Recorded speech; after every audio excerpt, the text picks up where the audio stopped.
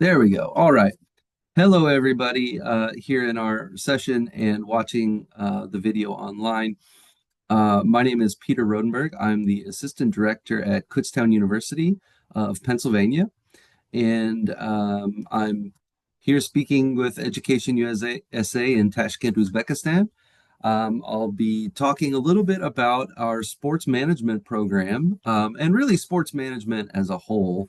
And I'll also talk just briefly about higher education in the U.S. too, so you can kind of get a feel. There's some terms and systems and whatever that we do in the U.S. that are different from other countries. So I'll start off with a little bit of that to kind of get you up to speed.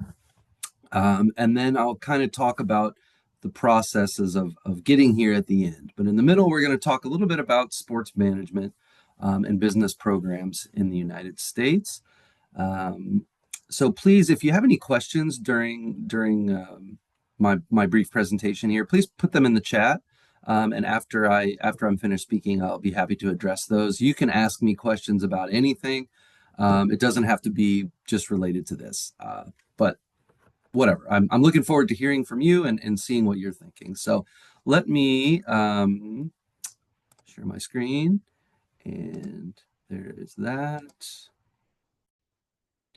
Okay, so, oh, yeah. All right. So this is our beautiful campus here in Kutztown, Pennsylvania. Um, we're kind of a rural area, as you can see, but a very, very expansive, beautiful campus.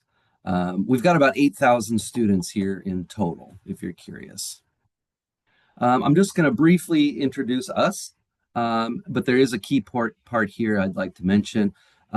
We are part of the PASHE system, which is the Pennsylvania state system of higher education. So there's about 10 or 12 different schools in this system.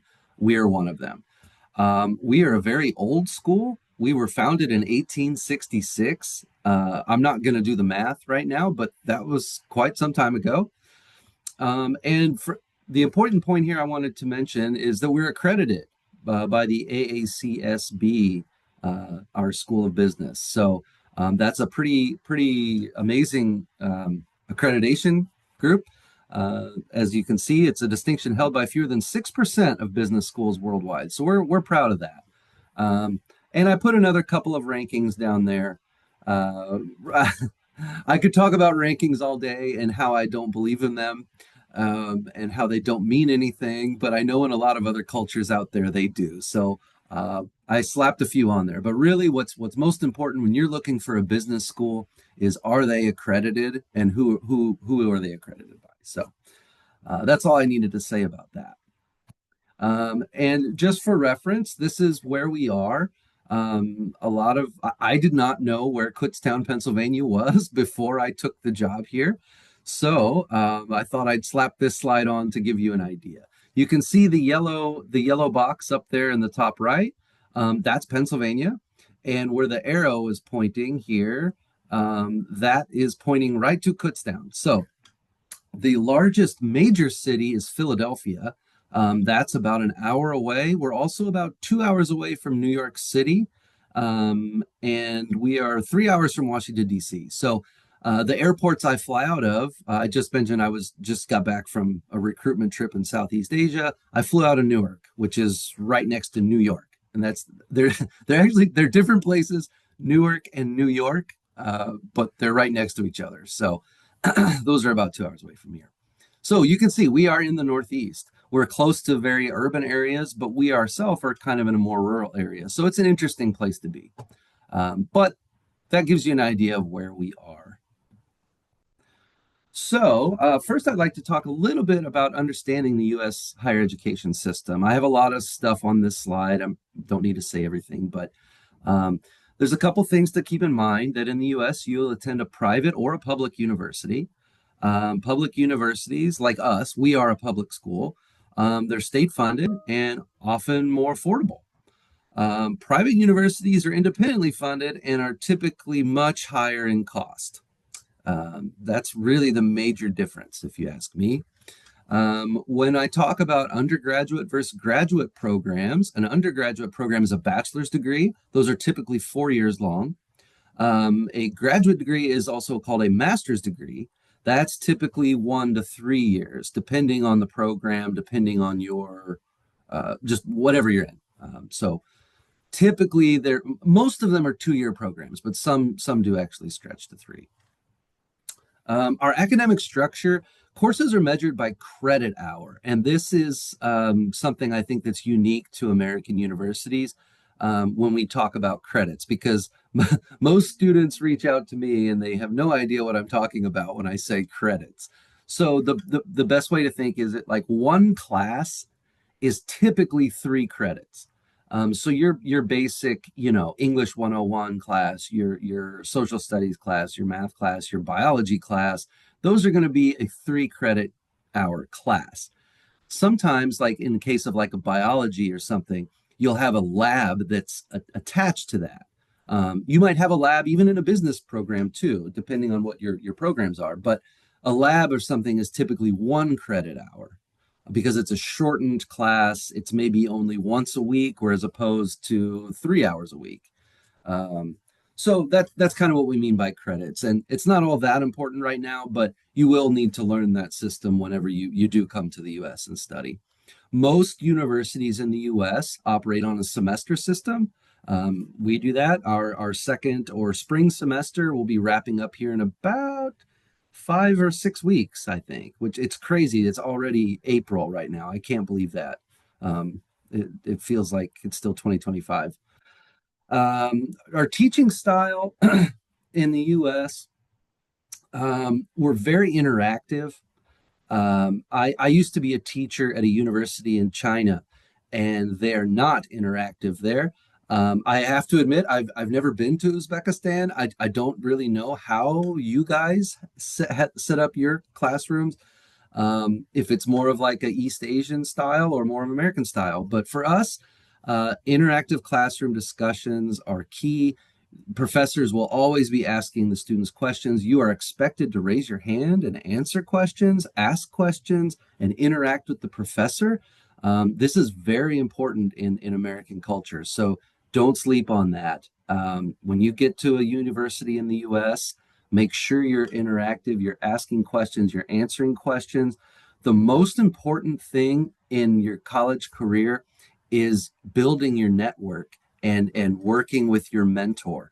And the best way to do that is to be interactive in class. Let your professors know you're working hard, you're paying attention, you're trying to get the answer. If you sit there and say nothing, they are under the opinion that you don't care, you're not doing anything. So be interactive. We have a lot of group projects and presentations. Again, being interactive. It's working with others. That's a big deal. We do a lot of real world case studies.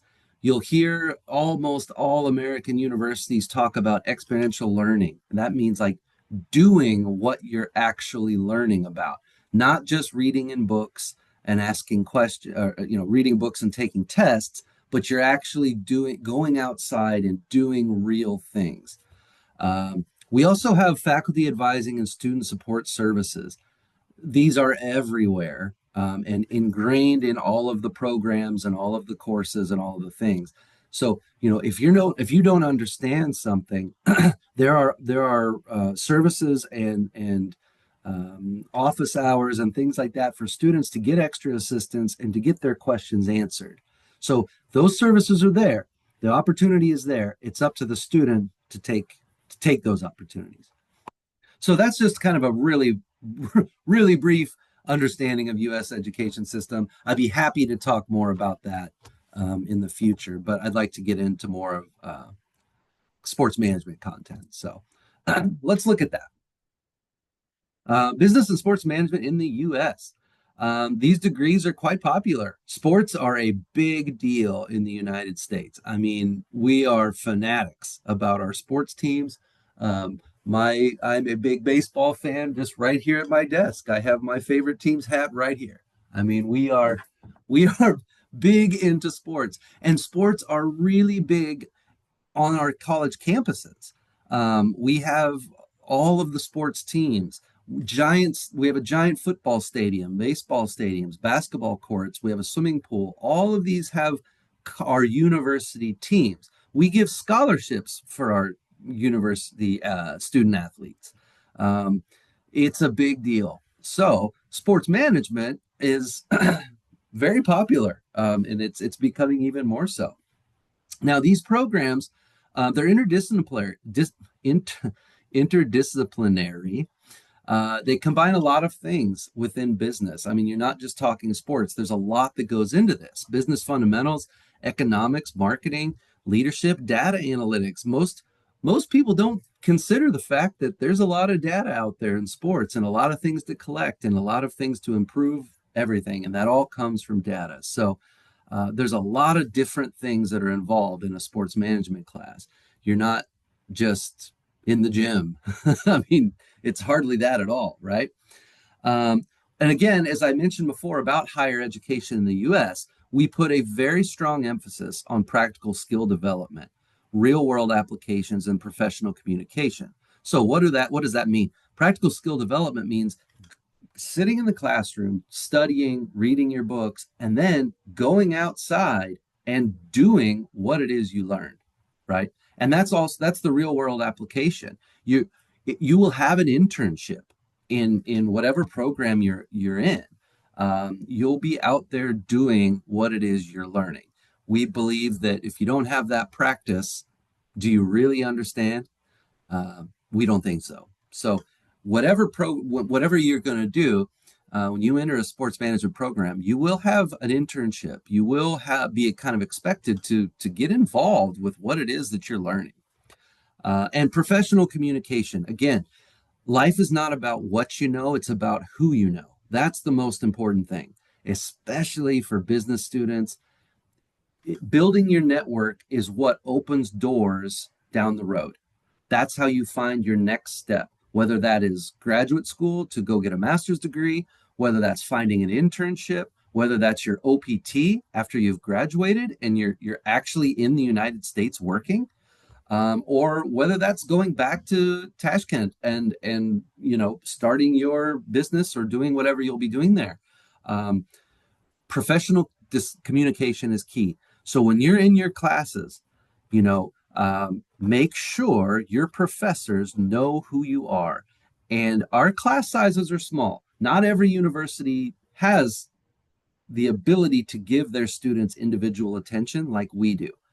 I sincerely hope you choose my school in the future, but if you don't, please find a school where you know you can get that individual attention and you can work side by side with your professors, because that is the key, that mentorship. That's the key to really opening the doors down the road. Remember, your professors, they went to university too, and their friends are at other universities and they're working in the field. They're the ones who are looking for interns. They're the ones who are looking for employees at their companies. Um, so build those relationships with your professors, with your staff. I mean, with my office, with whomever you come in touch with. Build that network, and after 4 years, your network will be quite expansive. This is how you get references on your resume. This is how you get help and in direction to your next step, whatever that next step may be. So again, internships and experiential learning are deeply integrated into U.S. education. This helps students gain career-ready experience. We want you to be ready, get your hands dirty, and build that network. So this is kind of our business and sports structure at KU. We're a standard liberal arts college in the United States. So I'm going to go ahead and say that the way that we kind of structure this is going to be common, particularly around schools our size, particularly around the East Coast and in this area. So the curriculum structure looks a little bit something like this. You'll have your core business courses. So let me back up just one second. We're a liberal arts university, which means all students, regardless of your major, you could be a sports management major, you could be a biology major, a history major, and a music major. All four of those students. You're going to take what are called Gen Ed classes. And in the beginning, all students will you all have to take a math. I'm sorry, you do. That was hard for me. I'm not a mathematician. You'll all have to take a social studies class. You'll all have to take a science class, and so on in your first year. As you progress throughout your college career, you become more and more focused on your sports management degree. Now, for you business students, of course, you'll have the core business classes in there also. So you're all going to take an accounting class, you'll all take an economics class, a management, a marketing, so on and so on. As you get closer, your third and your fourth years, you're much more focused on the major specific advanced courses, the higher level courses that are focused specifically on sports management. Your junior year, your third year, you're not going to be taking like art or a math class probably. You're going to be taking much more focused business classes. And finally, you'll have a capstone course, and that course is going to integrate everything, everything that you've learned, and then tie that into the practical things that you're doing. And a lot of the ways the professors will do this in some kind of business project typically. When I was a student, my capstone was similar. I was not a business student, but I had to do a capstone course as well, where that tied all of the things I learned about teaching English language, and I had to put it into a big project and presentation that I had to give. So for you guys, it'll be something similar. You'll do something that integrates everything you've learned and displays it. I've learned all of these things. So the key advantages here to our structure are the smaller class sizes. Really, that's the key, because what that opens up is direct access to your faculty and personalized academic advising. So our professors will know who you are, know where you're from, know what you're good at, know what you're not good at. So if you're not good at something, and our professors can cater instruction to you as an individual, that's huge. When you have a giant class size, there's not enough time to do that. As I mentioned before, I used to teach at a university in China. There were 60 students at least in one classroom, and I had 8 classrooms. So 60 times 8, well, I don't even know. What is that? I have to do 40 something, 400 something. So I had all these students in one semester. I can't remember all their names. I can't remember who is what, but with the smaller class sizes, you can build those relationships. That's so huge. And I've said that a number of times now, which means it's important, I think. So, and I'm going to mention this another time or two, I'm sure. So the areas of study within sports management is a broad term, right?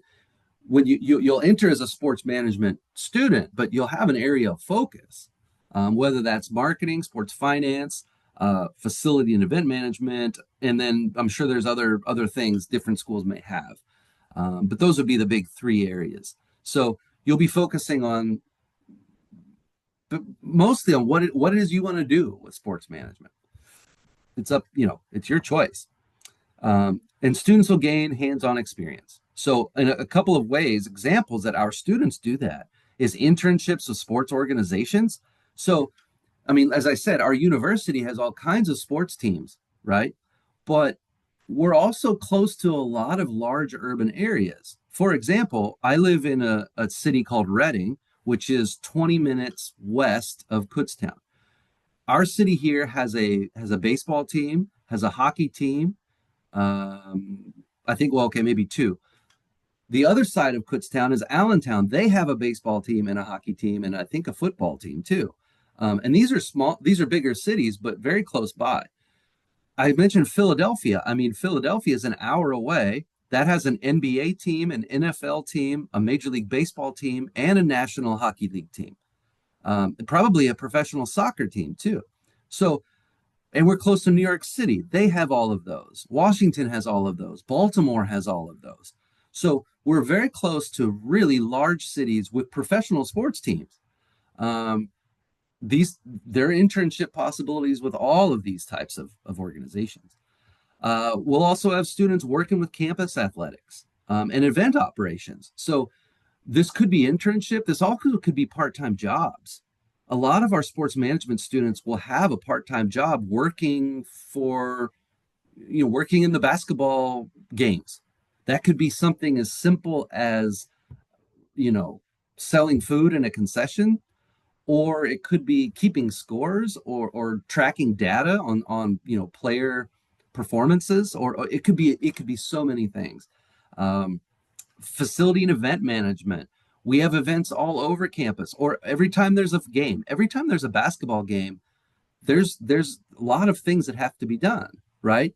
Seating, concessions, lights, the quality of the court, the condition of the court, the balls, the uniforms, everything has to be managed and coordinated. So a lot of those types of things too. Um, yeah. Anyway, you're going to get hands-on experience, whether that's internship, part-time job, or both, which I recommend both. So a little more on experiential learning and career placement. It should be the central exponential learning should be the central part of any program you choose.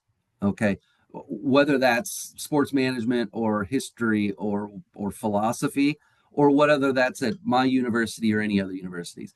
You want the key here is you want your networking, you're looking for your mentorship, and the third thing is experience. You want to practice what it is you're doing. You can go to YouTube tonight and learn everything you want to learn about sports management marketing, but you can't go and experience it firsthand. And you won't get the mentorship and you won't build your network. Those are the reasons why you're studying abroad in the first place. So when you're here, uh, you're going to get involved. So internships, co-ops, on-campus employment, I touched on that earlier. Most universities are going to have a career services office. Uh, Use this. This is important. Whatever school you go to, you're going to be paying fees, university fees, and there are a number of fees. They're unavoidable. I'm so sorry. You're going to have to pay them. You're not going to find a university that does not have fees. They all have fees. Well, one of the things that these fees pay for are centers like this. We have ours is called a career development center. And this center helps students with a large number of things, but here's a few: resume and cover letter assistance. So most of you guys watching this video or here in the call right now, you're high school students or maybe still in university and you're looking for graduate programs. You probably haven't created too many resumes or cover letters. Well, this office is going to help you prepare for that and help you do that. Interview preparation. Most of you have never had a job interview. Well, this center will help you do that. We have career fairs and employer network events. Networking, again, that's the key. So we will have companies and groups come all over from around the region, the country, will come to our university and try to find students as interns and so on. So our Career Development Center has networks in place already for sports management students. So we have resources for you to go looking for those internships and those experiential learning possibilities. Uh, Again, they'll help you with internships and job search strategies. They'll help you help yourself. They'll help you look for jobs. How do you look for jobs? What do you search for? What do you put on your resumes? All of those kinds of skills that we don't know. So every university, not every, most universities are going to have something like this. Your university fees are paying for them. I highly recommend you use these services early on in your career. Don't wait till your third or fourth year to go to these places. Get in there your first or second semester. Start building that relationship, start working towards that next step. University is not your last step, right? It's a means to an end. So get in there and use these services. You're already paying for them. Use them. Um, Industry partnerships and alumni connections can help students transition from classroom to career. Find a university that can provide you with good networking and experiential learning opportunities. Guys, this is the name of the game. Like I said before, you can learn whatever you want on YouTube. You're studying abroad for mentorship, networking, and the experience. That's the key, and that's why you're coming. So don't be a stranger when you get to the campus. Don't sit in your dormitory on this thing and just go like this all day long. That's not how you get things done. Get out there, get with these centers, work with your professors, and build that network. And that's how you move through the process. And I could talk about this all day long. So some career opportunities and outcomes for sports management students. Um, a wide range of things. This is just a few things I put on here.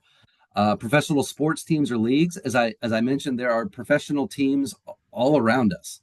We have a lot of big cities around us. They all have professional teams.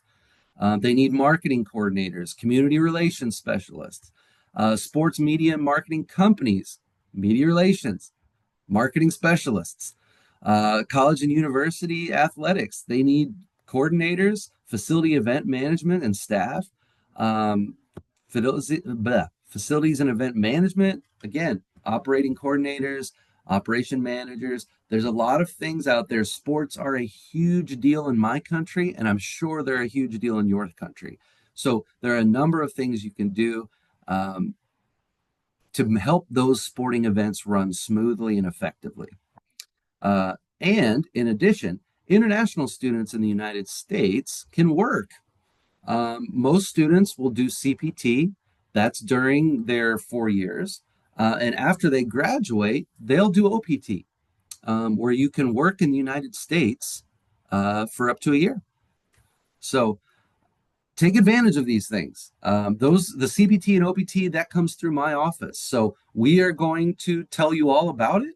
We're going to remind you and send you emails and say, hey, you might want to start looking into your OPT. When we do that, start early. Don't wait until the last minute. Every semester, I see students wait until the last minute and they mess something up and they don't get in to the right program they want, or they miss out on OPT altogether. So that's another piece of advice I'm going to give you. Whatever university you go to, their international office is going to be reaching out to you constantly to tell you about opportunities, and not just things like OPT, but also like, hey, there's some fun activities happening this weekend. Maybe there's a free bus trip to go see an NBA game in Philadelphia to watch the 76ers play. Sign up for the event. Okay. It's like, we'll remind you of those things. My point is, please pay attention to the emails that your international office is sending you. Okay. On behalf of all international offices in the United States, I'm asking you to please pay attention to those emails. We're sending them to you for a reason. Okay. Anyway, most professionals, they begin with an internship or an entry role level that they move up on, right? So again, how do you find that internship? By working closely with professors. How do you find the next step? By working closely with professors. How do you find your job? Working closely with professors, building your network, getting that mentorship. That's how you get the next step. I threw this together with a little bit of help, but this is a day in the life of a sports management student, because I get this a lot. Students are always asking what courses they'll take, what's their life look like or going to look like. I'll run through this real quick, but one thing I also want to say is when you're applying to a university, don't hesitate to reach out and ask us questions. It's my job to make sure you get here successfully. That means through the admission process and through the immigration process. And then when you're here on the campus, it's my job to make sure that you have a good time, that you are successful. Because if you're successful, I'm successful, right? We're in this as a team. If you fail, I fail. So it's in my interest that you have the resources you need and you do well. Don't hesitate to reach out to us and ask us questions. One of the good questions to ask is, can I speak to a current student? Because the current students, they're the ones living the life that you will be living. They know what's the best dining hall. They know what's the best dormitory. They know the easy professor. They know the difficult professor. They know which building is haunted. They know all kinds of the real information. So with that said, I'm going to walk through here real quick the day in the life of a student. So, your classes will begin in the morning. You'll classes are interactive, as I said. You're going to have group discussions, case studies, team projects, all that kind of stuff. You will be required to answer and ask some questions. Faculty in our school will often bring real world examples. They'll bring people from the industry to come in and give guest lectures, to get to for students to really pick their brain and ask those questions. What are the real professionals doing? Um, Again, practical stuff here. Midday, oftentimes professors will have what are called office hours. And this is several days a week, they'll have this, and it's a free time for students to come into their office and ask questions, ask advising issues, again, mentorship. This should not be taken lightly. I highly recommend to go into your professor's office hours at least once a semester. Now, don't go bothering them every day of the week and calling them and emailing them and stopping by every single day, but make sure you do occasionally. Make sure you pop into the office hours and chat with them. You're going to have questions about something. I highly, highly recommend going in and just chatting. I used to just talk to my professors about baseball and music because those are my two favorite things. It had nothing to do with my degree, but I used to go in and chat with them to build that relationship. That was over 20 years ago, and some of those professors are still on my resume today because we still have that relationship going. So midday, oftentimes professors are going to have office hours for students to stop by. Please do that. Please stop by. A lot of times you'll have group projects. So during that midday, students are together. They'll rent a room, a study room in the library, and start working on a group project. And hey, when you're in that group project and you reach a point that's difficult or maybe you don't understand, go head to your professor's office hours. Go talk to him. Say, hey, we really came upon this situation that we don't quite understand here. Could you shine a light on that?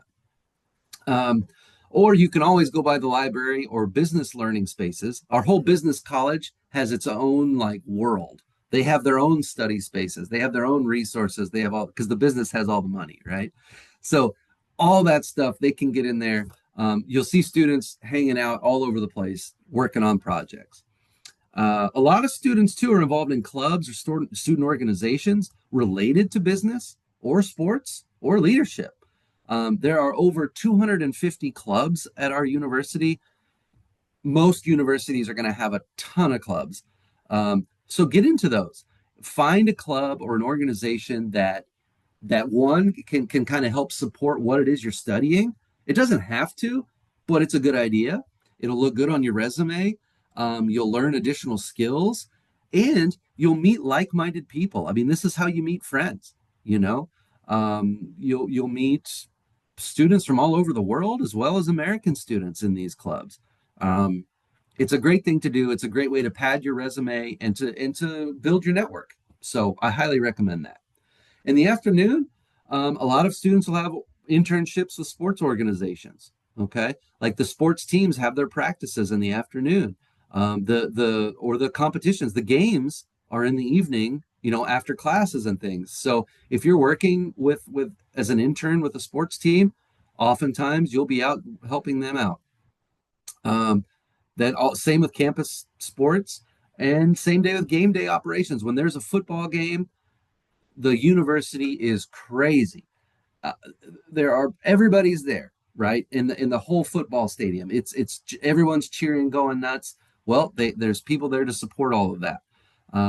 In the afternoons, the day before the game is when you start preparing things. So there's afternoons are going to be busy doing what it is that you're learning. So in the morning you're learning, kind of in the middle of the day you're working on things, you're building networks, you're talking to professors. In the afternoon you're out there doing stuff with your hands that your internships and so on. But there's also a lot of sports and stuff that clubs that people are doing in the evenings. And that's also your time. So in the evenings, students are studying, but they're also relaxing and doing their own kind of things. So, and this is a typical day, of course. Things change, things move around. The thing about American universities is we're very flexible. There's a lot of things that you can do. You can always change things. You can always add things and drop things. So this is just kind of a typical day. It's not in stone or anything like that. But what you'll notice is there's a combination of a couple things of learning, being in the classroom, interacting with your professors and students, and then going out and actually doing what it is that you're learning. And that's really what makes American universities special, if you ask me. Uh, so I've talked a little bit about outcomes, a little bit about what students will do, how you'll be doing it while you're here. So really, the next thing to talk about is admissions and next steps. I'll just touch on this because this is my job. This is what you'll do. If you decided to apply to my school, you'll be working with me. But whatever university you apply with, you'll be working with someone like me. Not as handsome or as funny, but they'll have someone like me. The first step is going to be getting accepted to the university.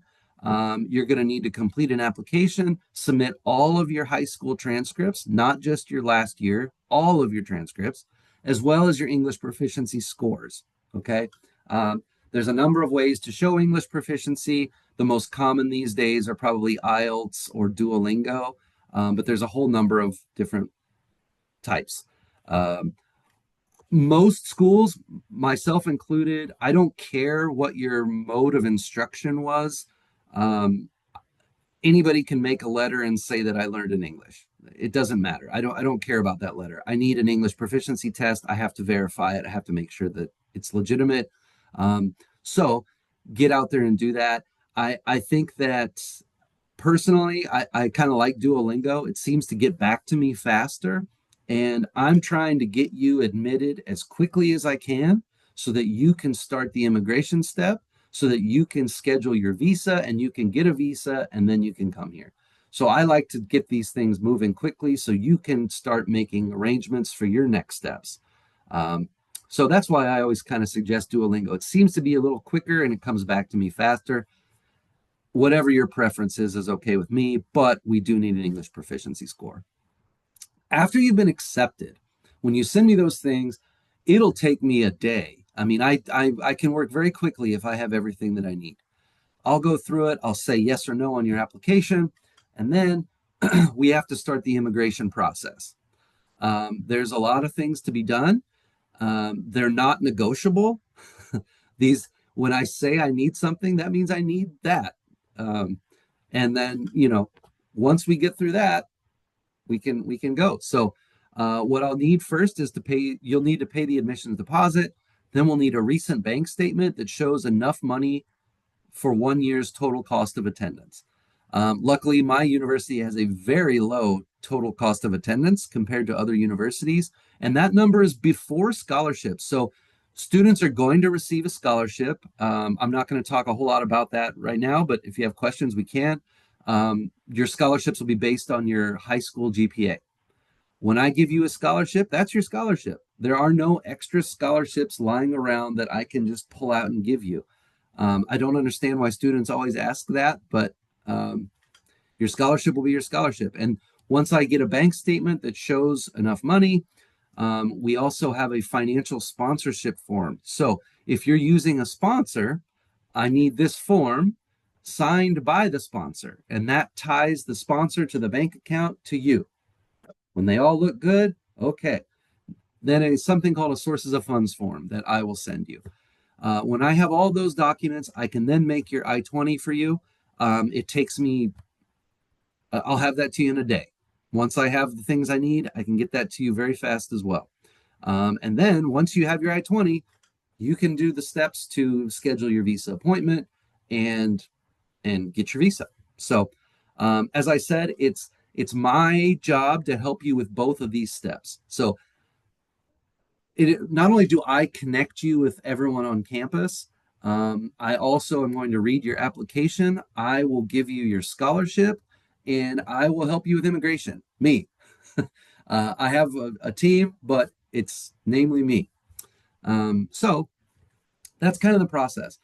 For more info, students should always look at our website or contact our office. Like I said, you guys are going to apply for multiple universities. At least you should.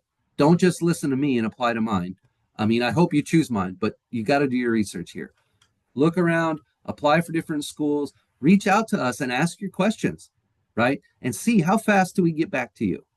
Um, we're all busy, but if we get back to you in a day or two, that's kind of indicative of the university itself. That shows you the attention you're going to get. If it takes 2 weeks to get an answer, I don't know if that's a good idea. So reach out to us, ask your questions. It's our job to answer them. So please don't be a stranger. That's about it for me. I hope I kind of shined a light on what sports management looks like in the U.S., particularly at my school.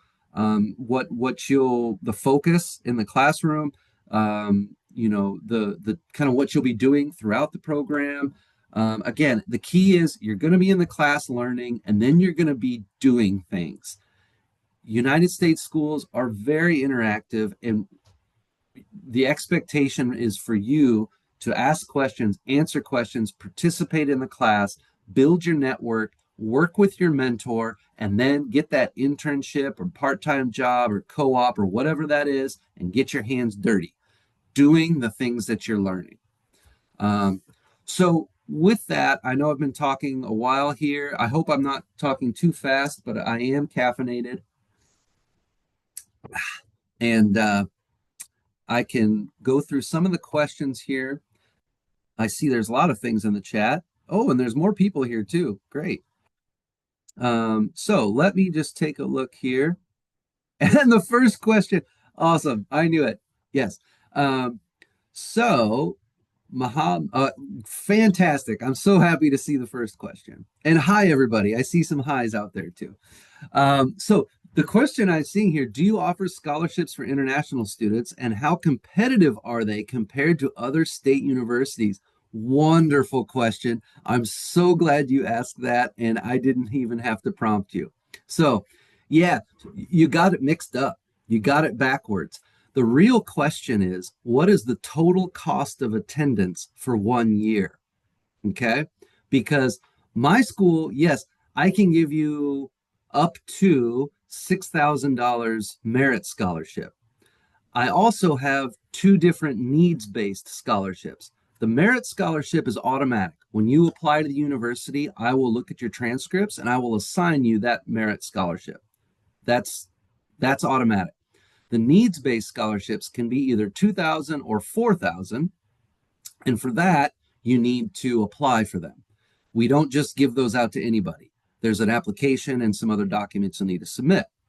But when you're looking at universities, yeah, scholarships are great. We almost all have scholarships for international students. But what is the total cost of attendance for 1 year? That's the first thing you should be looking at, because I can give you up to 10,000. Okay, that's the most that I can give you, 10,000.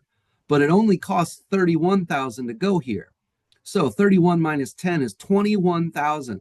21,000 US dollars for your tuition, your food, your housing, your fees, and your health insurance. Everything for 1 year.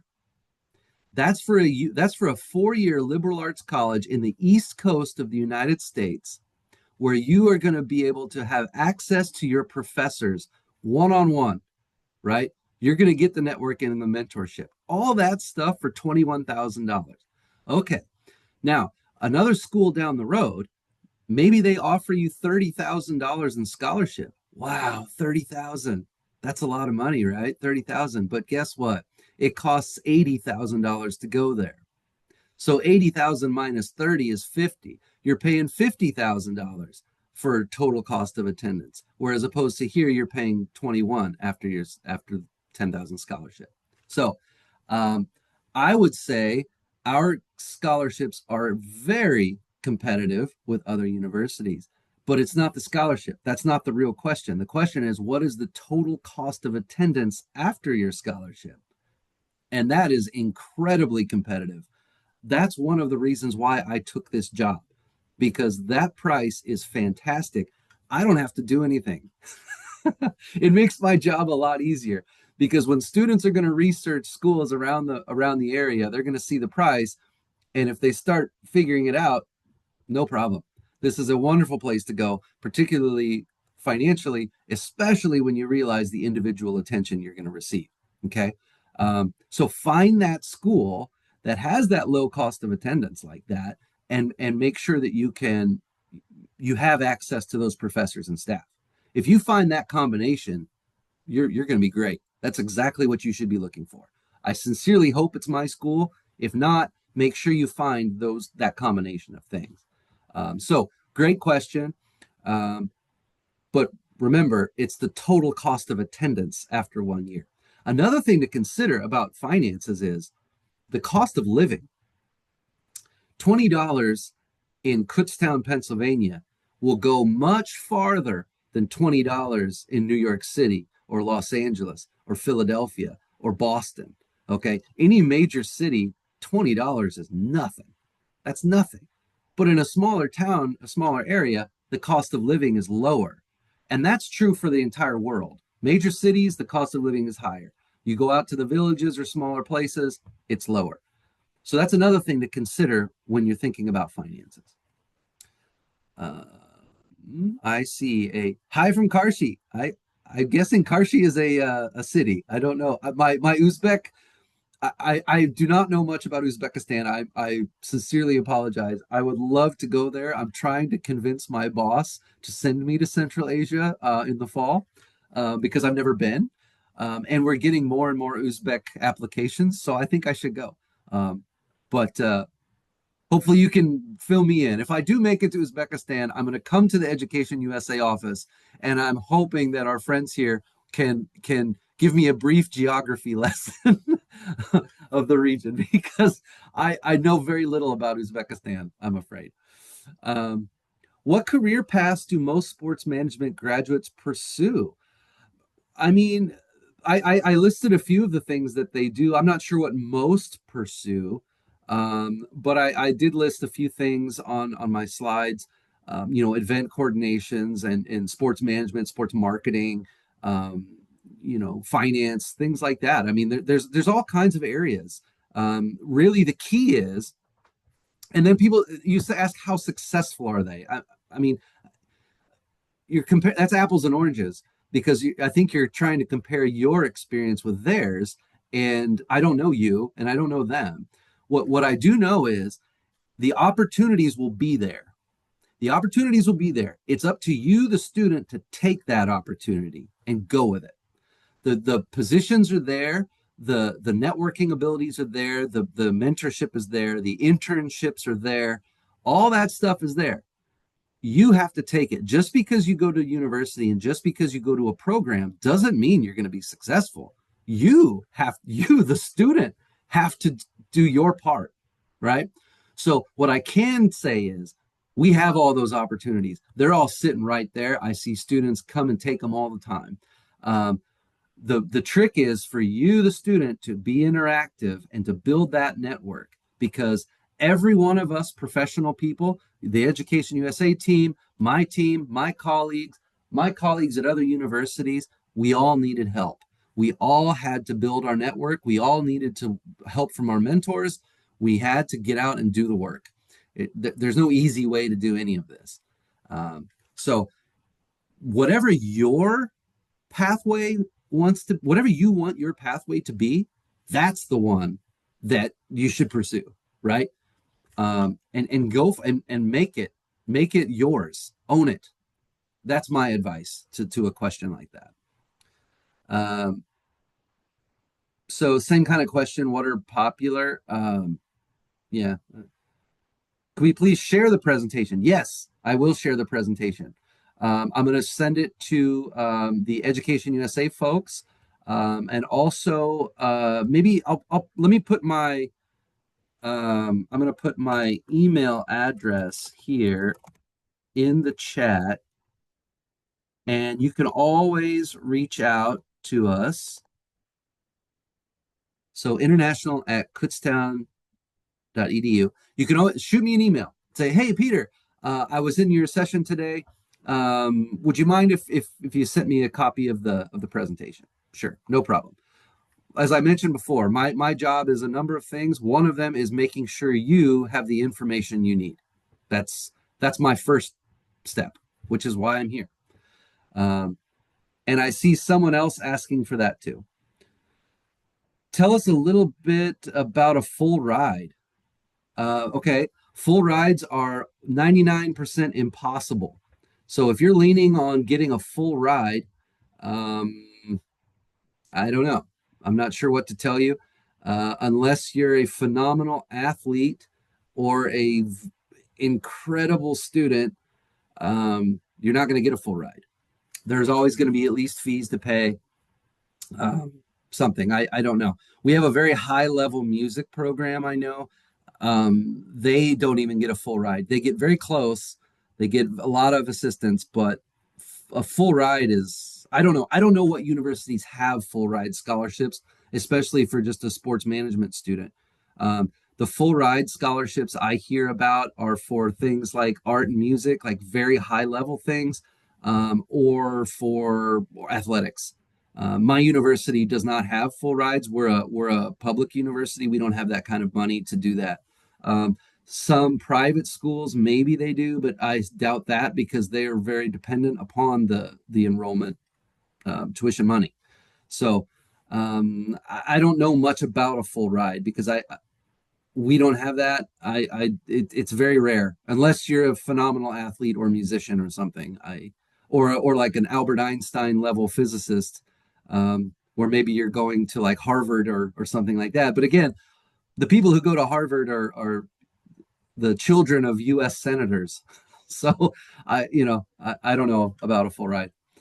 Um, yes, Alina, I will get the recording to you. Please shoot me an email and ask for that, and I will send you a link for that.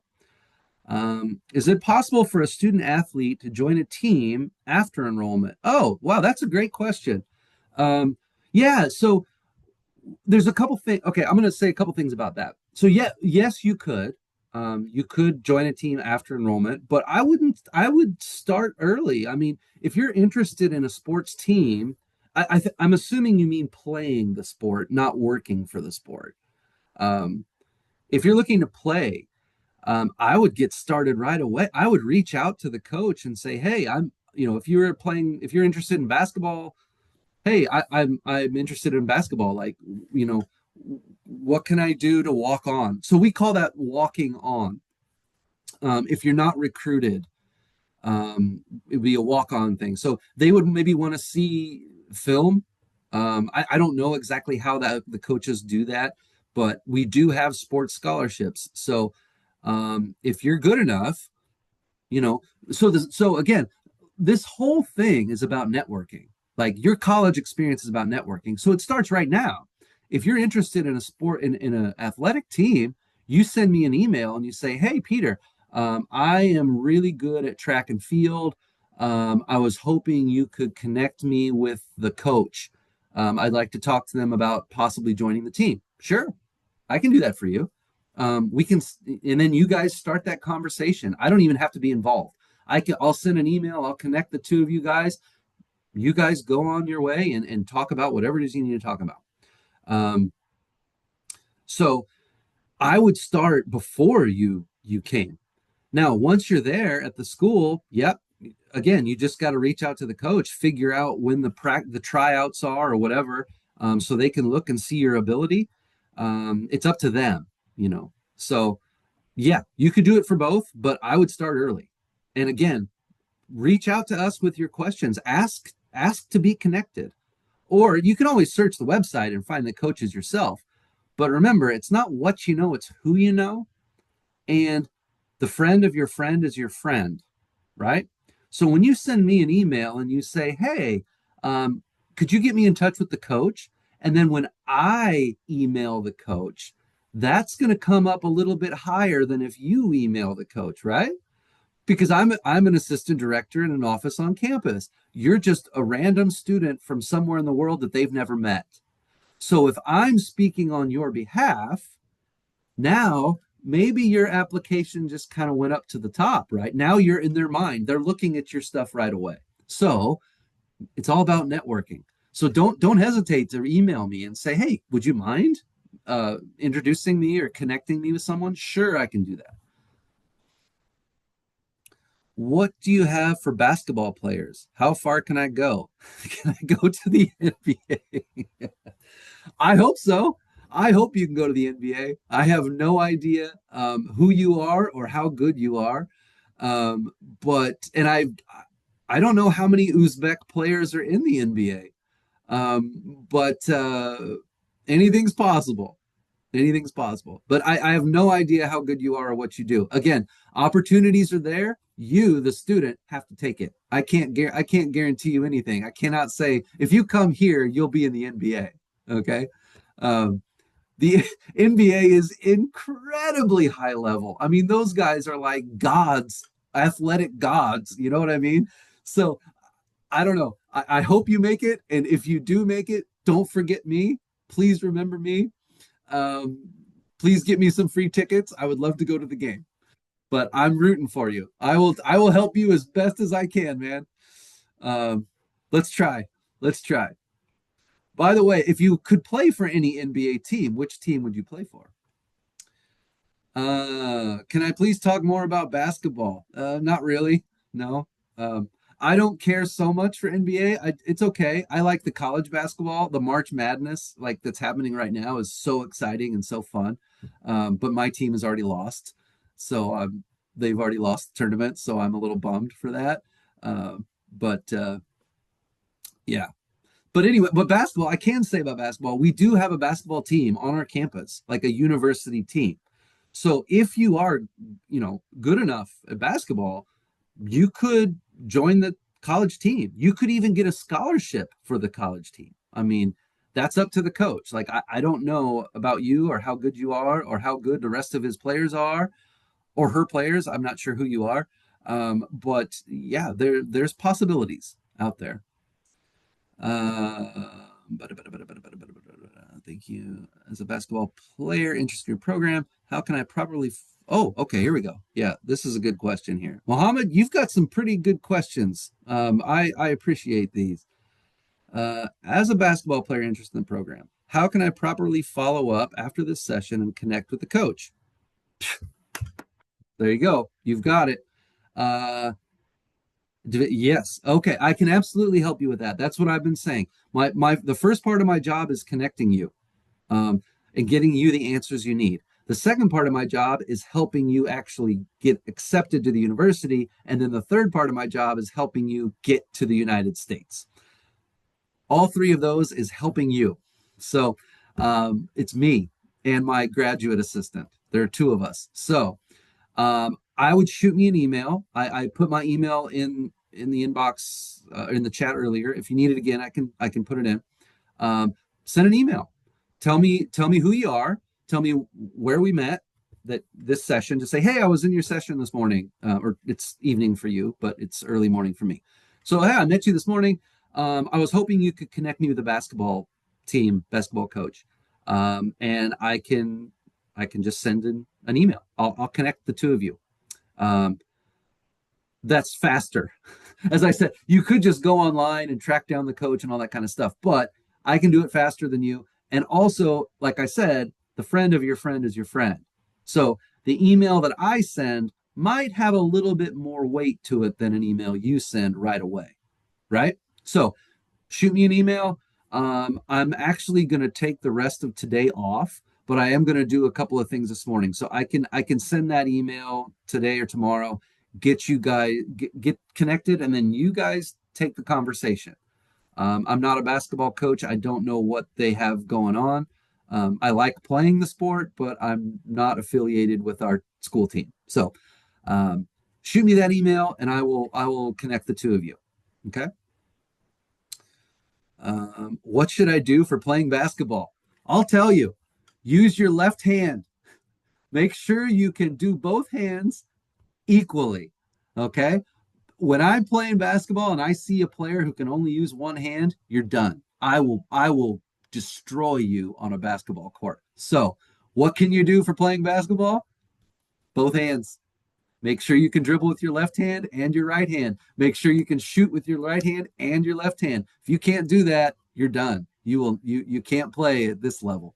Because I can't play at this level, but I will beat you if you only have one hand. So that's my advice.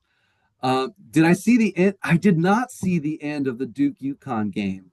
I I did not see it. That's on my to-do list today. Actually, I've been traveling.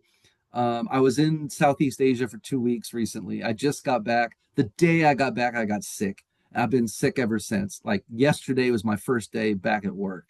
I'm still a little, if you can tell, my voice is still a little funny today. Um, so I did not get to see the game. I don't even know who won. I gotta do my research. Don't tell me who won. Don't put it on the chat. I gotta do the research here myself, please. Thank you. Um, and yes, here I will put. Here's our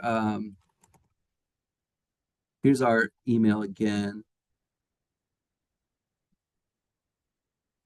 Yeah, that's our office email. I would advise just send that email to that just to make sure someone will see the email faster. Because if I'm not there, if I'm not working at the time, or if I'm out traveling or something, my staff will see it. They are my staff, so if I trust them. If they will come to me if they need something. So if you get to them, you've gotten to me. Okay. So wonderful questions here, guys. I really appreciate that. I give presentations all the time, and you're doing great. If you're interacting with me, that shows me you're going to interact with your professors, and that's how you win this game. Okay. You got to build your network. You got to answer questions and ask questions. Make yourself seen. If you're not interacting in the class, you won't be seen. Okay. Um, Now I've been talking for a while here.